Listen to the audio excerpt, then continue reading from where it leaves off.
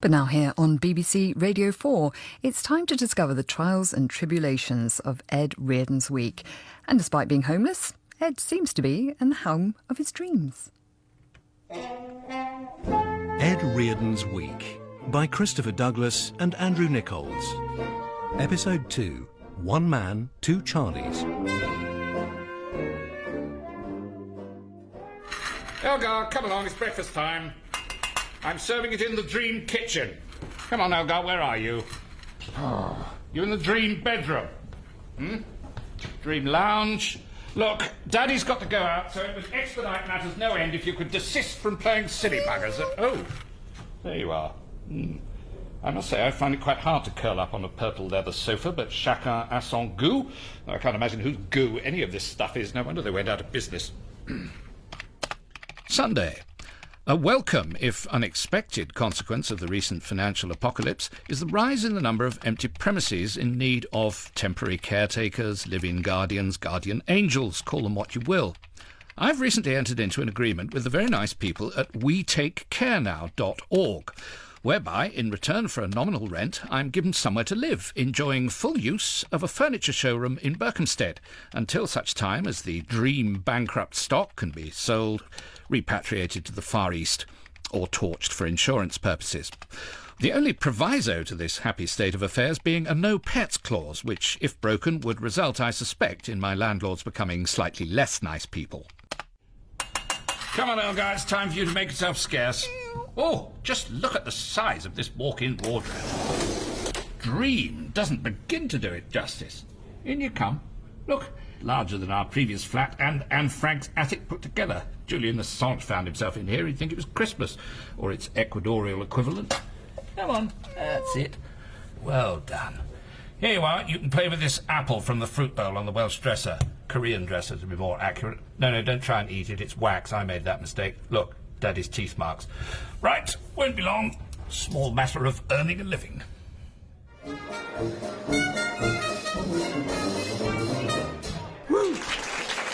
Thank you very much. Pleasure to entertain you. There's an empty tankard on the bar for you to show your appreciation for. The Bayou Boys. Cash or beer, either's good. And just to be very, very serious for a moment. I'm in very, very serious need of a pint, I'll tell you that. Shut up, Cliff. There's a sensitive documentary by Jazz Milvain about the sad plight of the homeless and the unemployed on Channel 4 tomorrow night. That's Britain's Worst Scroungers, sponsored by Pizza Mania. Thank you very much.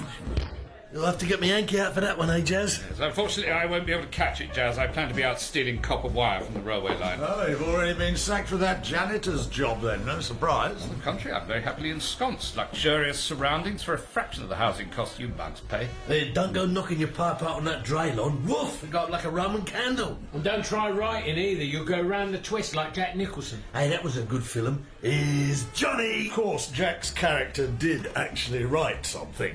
He didn't just lie around on a sofa that wasn't his own playing with his cat. Well, I'm available if you need a script associate for Series 2 of your documentary. I could introduce a groundbreaking element of credibility. Don't need writers. That's the beauty of the new documentary movement of which I'm in the vanguard. Oh, hey, I had one of them, a lovely motor. Two-tone, cream and green. Bench seat, so bit of how's your father in the front if you got lucky. Oh, sorry, darling, I'm just changing gear. No, it was a column change on the old Vanguard. Sorry, boys, Jazz was just explaining why he doesn't see the need for a writer. Producer does the script, recap of what they've seen already after every commercial break, so you only have to shoot about 18 minutes. The Scroungers do half of it on their phones for you anyway. One BAFTA, thank you very much. No wonder you're homeless, Ed. Got a celeb off of EastEnders or somewhere presenting it, have you, Jazz? Certainly not, Frank. It's a serious programme. We've obtained the services of Victoria Pendleton. Cries just like that and rides her own back to work. Yes, and if it gets stolen, Britain's worst street. You know, that's not a totally terrible idea. Right, who's going to buy me a pint? Is Eddie? Well, this is all very pleasant, Suzan. It's absolutely my new favourite restaurant. So what would you recommend? Well, I'm having the pea shoots and a glass of hot water, but you know... No. When in Shoreditch High Street. So long ago, I can hardly remember the last time I was taken to lunch by the agency. When was that? Oh, I don't know the year exactly, but we were all trying to come up with another version of A Year in Provence. We were at it for about 5 hours. Well, those days have gone. Yes, lunch boxes seem to be the thing nowadays. eaten while staring grimly at cats on YouTube. I meant hardly anyone's got a second home anymore. Most young people are lucky to sleep on a sofa bed. I've got a choice of 16 where I live. Well, so have I, but the reality's different for the majority. I wish it wasn't, but the new austerity is a huge opportunity for the publishing industry. You mean people working for no money? That experiment's been going full blast for about 10 years, hasn't it? I was involved in the first clinical trials. The mice survived, then they moved on to me. Do you know, Suzan, I got paid less for my First World War book, Tommy's Postcards Home, than Tommy got for joining up in the first place. And I bet he got free postage. You see, I love that anger of yours about the way things are now. If we could somehow bottle that or put it in a Kindle. Have you decided yet? Well, we've got one pea shoot so far, and I wouldn't mind a look at the menu. As long as it's sustainably printed, obviously. No, mate. Have you decided on a title? You're the writer, I'm guessing. Ed, this is Charlie Naylor, the author of your next book. Right. This is Ed Reardon, who goes wrote, lots of things. The geezer don't know who I am. You must have seen Charlie's segment on the One Show. I did watch television last night in my new digs for about half an hour. And I realised that the picture of James Bond was a photo stuck to the screen. Shut up. No one's that poor. Telly don't work, go out and nick one. Lemon squeezy. That's how I learnt to cook. Watching Nigella on a flat screen I picked up in the riots. Oh, wicked, Chaz. You crack me up. Sorry, mate. Have I shocked you there? That's me, you see. It's my cockney way. No, not at all. I'm just sorry I couldn't join you. I was thrown off the London train before I could reach the scene of the événement. By the way, lest there be any arguments, I've earmarked that bread roll to take home. Have it. I don't need to go thieving food anymore. Well, I still do. Guys, I'm getting a really good feeling about cooking for the underclass. Yeah, I don't like the title. Bit patronising. It is, isn't it? Personally, I go for lemon squeezy if you're planning a recipe book with a nod to the demotic. Write that down, Suzanne, whatever it was he said. God, the power of words. Yes, but keep your voices down. See that man eating a goat's cheese and beetroot salad over there? You're worried it might be bugged? I think I recognise him from the Frankfurt Book Fair. Actually, I could probably eat a hidden microphone right now, sprinkle a bit of salt on it. Sorry, yes, of course, let's order. But not a word about this to anybody till I've pitched it to Penguin. I'll have to agree a fee with Ping, of course. She doesn't need to know about it yet. Hold up. What are you talking about? Who's Ping the Penguin? Don't worry, Charlie, it's the Argo of the criminal publishing underworld. You'll pick it up in due course. Ed, in here. Ed. Oh, hello, Ping. I just came in to use the facilities. TMI. There's that new furniture warehouse I should know about. So I'm always on the lookout for opportunities in the bankrupt premises sector. No, too much information, Ed. Shut up. Shut the door. Sit down. How was lunch with Suzanne? Did I have lunch with Suzanne? Yes. Oh, yes, you're right, I did. Very nice. Bit leafy, but that's the way of things these days. Yeah, you didn't finish them all. Oh, sorry. Is that better? Other side. Still enough to feed an intern there. What did you talk about? Nothing much. It's 4:30. I should have gone home an hour ago. I've been waiting, Ed. What did you talk about? General things, you know. Salaried classes calling their paid holidays leave, the remorseless incursion of the transfer window deadline into everyday life. Yeah, right. So she didn't want you to do a book? Those days are long gone, if only. Because she's got this thing for austerity, and I've told her, Suzanne, POV porn is so over. She thinks she's all down with the kids. It's embarrassing. Oh, dear. She's still sending out Ice Bucket Challenge emails. So don't fall for it. I won't if it comes up, which I'm sure it hasn't. Won't. You're going to be too busy anyway. Do you remember Charlotte Fitzwilliam? Indeed I do, Ping. I still use her spag bowl recipe. Cool. Tick. Remember sending off the Sunday Times for her salad tongs. Tick 2. Of course, it was iceberg lettuce in those days before the advent of leaves. Yeah, point is, Ed, Charlotte's never gone away. Really? I don't think there's any likelihood of her being down with the kids. Exactly. Since Mary Berry, oldie cookery is like beyond. Beyond what? The pale? Just beyond. She's got a segment on BBC Breakfast every Thursday, and she's about to open a kitchen shop in Marylebone High Street. Oh, good. I could do with some more tongs. Been using mine to clean out my pipe. Lose one tick. Anyway, she's uber busy, so you are going to do a treatment for her next cookbook. Retro recipes with a bit of autobiographical doodah, only don't mention the pipe. Will it be too retro to inquire after a fee? 100 quid up front. 20's all right. Oh, so this isn't going through the agency's books? Well, not yet. Ed, do not breathe a word of this to Suzanne or you're toast. With mushroom terrine on it. The price of my silence will be another 50. Here. Tick! Now get out and get Googling. Right. Tuesday. Ed Reardon's Good News Day. I am now an author with a 2-book deal, and with a very acceptable 3-figure advance, 150 from Ping, and the same from Suzanne under a similar confidentiality agreement made as we parted company outside the restaurant after lunch. Not since the summer of '75, when I had both the Bay City Rollers and Shawaddy Xmas annuals to prepare, have I been quite so lionised.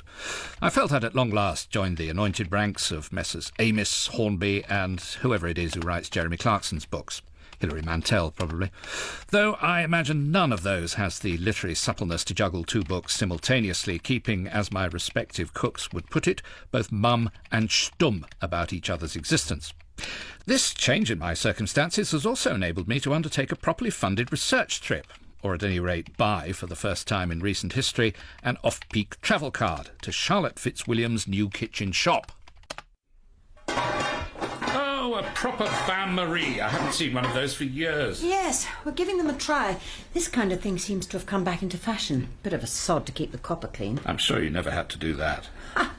Early days at BBC Two, one had to do one's own washing up afterwards. You were treated like a servant. I was there till 11 o'clock some nights. You must have clashed with late-night line-up. Yes, that Bakewell woman was always shushing me from the other side of the studio. Haven't been able to stand her since. Oh, do you think we might put that in the introduction to the chapter on sauces? No, I don't think we'd better. Can't say anything against her these days, like the Muslims. Perhaps best to avoid controversy wherever possible. Oh, fish kettles too. So when are you opening here, Charlotte? Next week.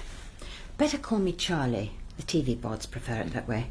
Have you seen any of my cameo appearances? I'm afraid not. I do have a television, but it seems to be exclusively James Bond these days. I don't mind doing it because it seems to help promote the shops. We've done perfectly well in Maidenhead and Tetbury for the last few years, but I thought time to give it a shot in the West End. Now, what is it exactly you want from me for this book? Well, you know what publishers are after now. No, what? Apart from something for nothing. Yes, that too, obviously, but an autobiographical cookery journey is how they'd put it. Well, they can mind their own beeswax. I'm not telling them about my love affairs. No, but what they seem to like is the lifestyle of the personality, you know, an agreeable house in the country with a large kitchen, Arga on the go, view down the valley. That's the sort of thing that sells very well at the moment. The dream. Yes, I know, ghastly word. Well, you sound as though you know what you're doing, so I'll leave that to you. Here you are. Here's a few recipes here. See if you can stitch all that together. And they're all mine, not just out of some colour supplements, as seems to be the habit these days, so no showing them to anybody else. Certainly not. Oh, I'm afraid I have to go now. I'm invited to a food writer's lunch at some god-awful hotel. Ah. Terrible wine, revolting food, and the people are even worse. You haven't got a +1 by any chance, Charlie? I do, as it happens. But you wouldn't like it. Well, I just thought we could talk a little further, and it would be good to see you in action. Eating lunch? I do it with a fork. Oh, well, it's your funeral. I warn you, you'll be the only one there in a tie. Oh, do you like it? I wasn't sure about the bears. No, you were right not to be. What's that? Oh, yeah, I'll have a couple of them. I hope you've got your pockets lined with freezer bags, Ed. Else you'll be going home with truffle coming out your trouser bottoms. Hello, Charlie. I was just storing away 1 or 2 of these petit fours for the journey home. Lunch was a little disappointing. No, you weren't. You were sorting yourself out for the rest of the week. I'm not judging you. I've been there myself, mate. Oh, do you remember any of the venues by any chance? See, I'm a bit short of autobiographical material for Lemon Squeezy. Here's a good one. How I met my old lady. Police dinner at the Savoy. She arrested you, or...? Well, yeah, if it makes a better story. No. We were both working in the kitchens. She was as boracic as me, so we only made off with the suckling pig meant for the assistant commissioner's table. Ate it on the way home, shared the apple out of its mouth. Most romantic meal I've ever had. We've been together 10 years next month. Charlie, I'm so glad I came. That's 2 pages right there for the roast section. And fruit as well. So, what are you doing sat next to old Charlie Fitzwilliam? Oh, is that who it is? I was just placed there. Seemed a pleasant enough woman. Yeah, she's still fit too. I know it sounds a bit weird saying that. Hey, could you introduce us? Oh, I don't think so. I just met her, and that was only because I drank from her glass by mistake. You must have made an impression. She's coming over. Oh, is she? I told you lunch would be revolting. Oh, now I know you. I've seen you cooking on the cockle-box. Charlie Naylor. So pleased you've got a second name. Not like those dreadful Jamies and Garys and Gocks. Well, perhaps we ought to go back to our own places. It looks like there'll be speeches in a minute. Barry Cryer's ready to get to his feet. So how do you two know each other? Yeah, we're doing a book together. Well, it's been mooted. I don't know if I have enough space in my schedule. No, you don't, because you're busy doing a book with me. What? I'm actually going to have to go. I'm sorry. Otherwise I'm going to miss the last off-peak train back to Berkhamsted and be fined an absolute fortune and face an angry cat. There's a couple of chocolate mints on that plate, don't forget them. Oh, thank you, yes. Sorry to break the party up. I'll be in touch yes, I'll be in touch. Well, that's handy, because, well, I was going to do the I am not worthy thing there, but you just think I'm a pillar. But it's a real honour to meet you, Charlie. Oh, sweet. Well, it seems I've got a spare place next to me now. Will you join me? Yes, chef. Here's the thing. Grub don't have to be ooh-la-la-dee-da. Instead of going out for posh-nosh or to the pub, no. Rubber-dub, that's 3 words. Here's Charlie's tip for a supper in what don't break the bank for you and the missus. No, he called her old lady. Now, where are those recipes? Ah, yes, dream coffee table. He went to Uppingham, you know, Elgar, according to Cookopedia. And complete fraud. Oh, the chair's tipped me back. What? Oh, that's better. So, recipe number 1, Kelly's eye. Oh, he's giving me a massage now. Ah, stopped. That's a shame, because it was not unpleasant. So, cheap as chips, chickpeas. Total cost, 84p, 1 economy tin tomatoes, 20p, 1 tablespoon olive oil, 3p. I mean, really, Elgar, who would actually have that amount to hand without having a bottle? I mean, how would you get it? Stand in the oils of the world aisle at Sainsbury's measuring it out after first thieving a spoon from the utensils of the world aisle. 1 anchovy, 1 pence. Yeah, but it's not 1 pence, is it? You have to buy a whole tin. If you add up what you'd actually have to pay for these ingredients, you're 30 quid down before your old lady's even got her plates under the table. Oh, well, you can have half this last chocolate mint. There you go. Right. Cheapy chickpea... Oh, no, I can't type any more of this stuff. It'll start to irritate me. Let's cleanse our palates and broach Charlie number 2. Pantado à la Basquez. Ah, this is more us, isn't it, Elgar? Or used to be. When you were a kitten and I had a car and was allowed to drive. Right. Thieve yourself a guinea fowl. No, that's not right, is it? That's the other one. Let's think. We have a marvellous butcher. We have a marvellous little man in Gloucestershire who breeds guinea fowl and sells them complete with giblets for the stock, without which a pantado à la Basquez, and indeed life itself, is unthinkable. Now, bit of colourful family background. Has she got superb grandchildren? Well, she has now. I remember Aeneas developed a ravening hunger when he was first selected for his college 8. He fell out the boat and drowned the greedy little bastard. No, concentrate. Never know, somebody might actually read this. Who's this? Oh, Charlie.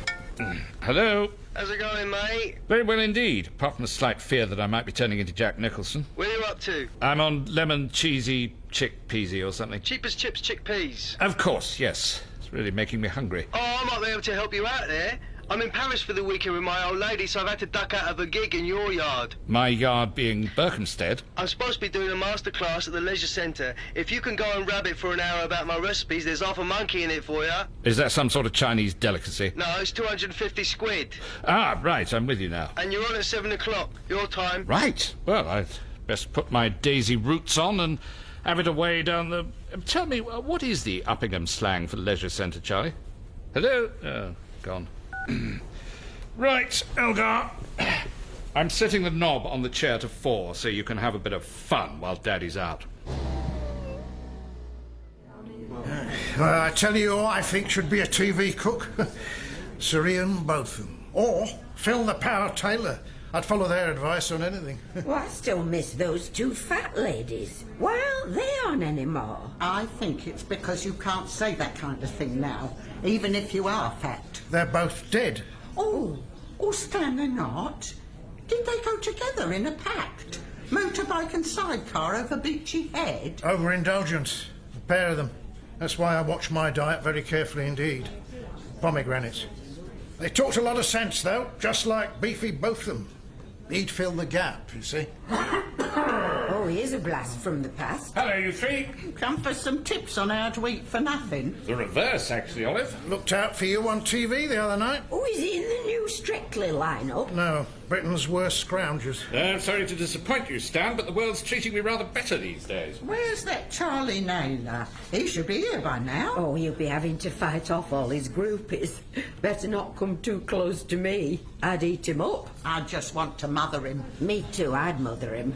Then eat him up. Well, I'm afraid you're finding spoken for, Pearl. I'll say, if you believe Heat Online, which I don't always because they got it wrong about Susan Boyle and Paddy Ashdown, but young Charlie's been seen stepping out with an older woman. Was it that Billy Piper again, getting her feet under the table? Oh, I had to come out before I could scroll down.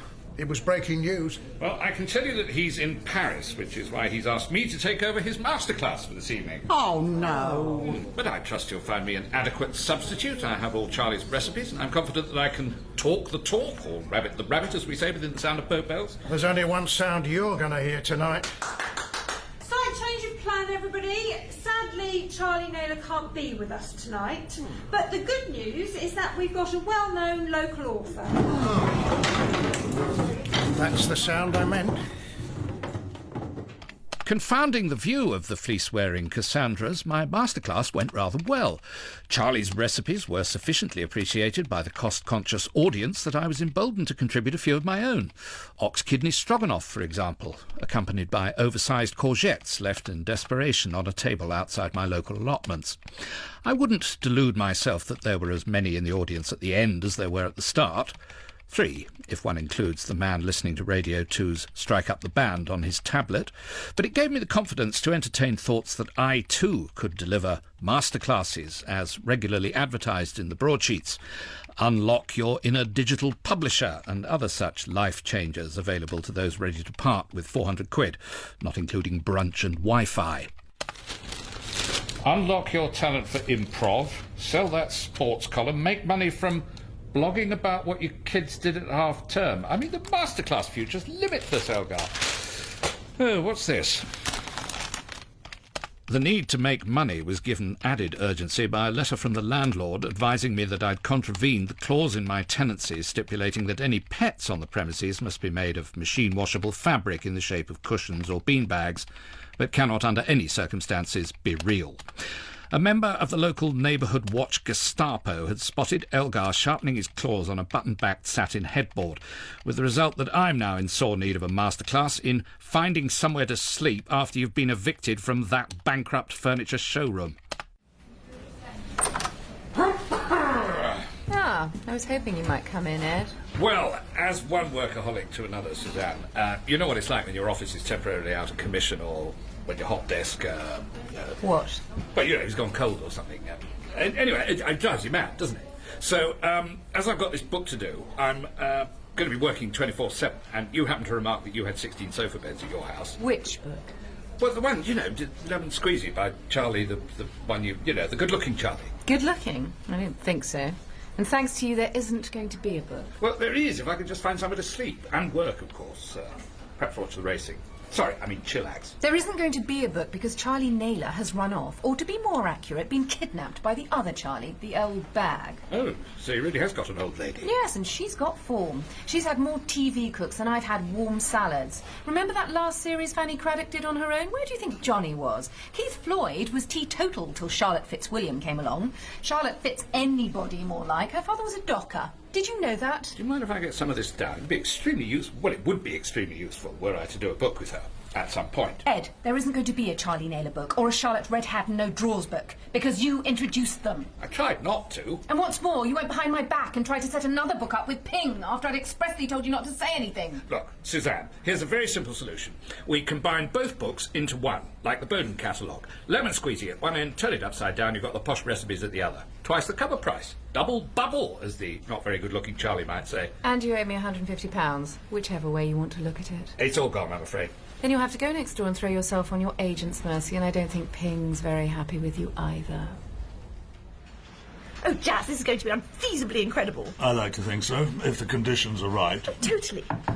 I'll need an Italian translator. She doesn't have to be too old, but presentable in case she's in a shot from time to time. Excuse me, Ping. Not now, Reardon. We're discussing my per diems for the 2 Charlies, 1 Dolce Vita series. Oh, it's going to be mega, even megaer than Bryden and Coogan's trip to Italy. He's dead, isn't she? Who? Alma Coogan. You sure Jazz is the right man to take this job on, whatever it is? Ed, you have got a nerve coming in here. You deliberately get me into trouble with Suzanne by going behind my back, and now Charlotte's book's not happening. Silver lining, though. 2 lovebirds going on a gastronomic tour of Italy. This is the 2 Charlies, presumably. From the director who brought you Britons were scroungers. Not everything in life has to be depressing. Well, I can't imagine there won't be a tie-in recipe book for that. 2. And we're going to get someone we can trust to write them. Someone who doesn't double-cross us. Mel and Sue told me they had a very good script associate on Bake Off. She came up with 20 different ways of saying tempting. Genuine wordsmith. And you owe me 150 quid, Two-Face. Jazz, is there anything else you need? Is it more romantic to put both Charlies on the one Lambretta? Look, none of this would be happening if I hadn't introduced them. You wouldn't have your freebie holiday on the Costa Channel 4 with your presentable bit on the side. You wouldn't get your celebrity non-book for the next 2 Christmases. Suzanne would have to pay for her own yoga pod. Honestly, writers were better off in the Middle Ages, composing sonnets to some duke's fat daughter in exchange for a grace and favour bowl of gruel. You're all blood-sucking parasites! By the way, Ed, you can help us out, actually. Do you know anyone who needs somewhere to doss down for a couple of weeks? No! Yes, where? Do use the porringer if you want to make yourself some breakfast. This is extremely kind of you, Charlotte. But don't touch the knives unless you've got 3 long ones each to replace them. Oh, sorry, £3,000. Bad habit I've got into. Talking of the docks, is it all right if I use the fish kettle to boil up some coli for my cat? Yes. Hope he's a good mouser. You're not much good to me as a caretaker without one. Push those 2 benches together when you want to have a sleep. There's my young man. How do I look? Radiant. Grazie mille. Ciao. You heard her, ladyship, Elgar. If you're hungry, get mousing. Here's a little hors d'oeuvre. Come on. Mediterranean diet, the healthiest one in the world. 13p's worth of olive oil there. Look. Lovely. Ed Reardon's Week starred Christopher Douglas, Raquel Cassidy, Stephanie Cole, Brigit Forsyth, Celia Imrie, Philip Jackson, Simon Greenall, Jeff McGiven, Barunka O'Shaughnessy, Paldit Sharma and Geoffrey Whitehead. It was written by Christopher Douglas and Andrew Nickolds.